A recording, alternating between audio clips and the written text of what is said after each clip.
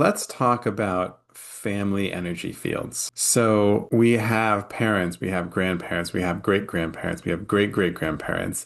So many ancestors going back along our direct generational bloodline. And each one of these ancestors impacts our family energy field. So I like to use a metaphor called the family threads to help you really understand this in a new way. So when we're born, we put on the family threads. We put on this clothing that is representative and that connects us and attaches us to our family energetic history, our family ancestry. Now, each ancestor in our direct bloodline may have contributed a thread or a couple threads to this outfit, to this clothing that gets put on. And over many generations, we accumulate all these different threads that get woven into this clothing. And this clothing impacts us. It impacts us positively and negatively.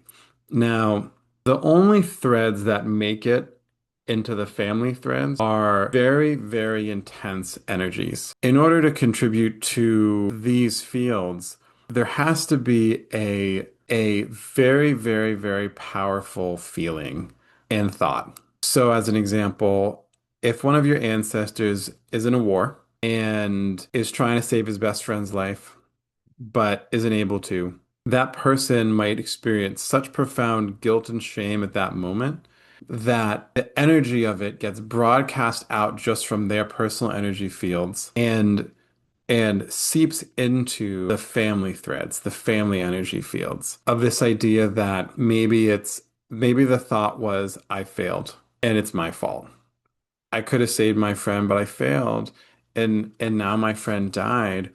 So there could be this idea of I'm a failure. And if they feel that strongly enough, it will get woven into the family threads, into the family pattern. And even if it was your great great great grandfather who had that experience, if that experience was intense enough, you will still be impacted by that because you're wearing these threads all the time. You never take them off. They're always around you. They're always with you.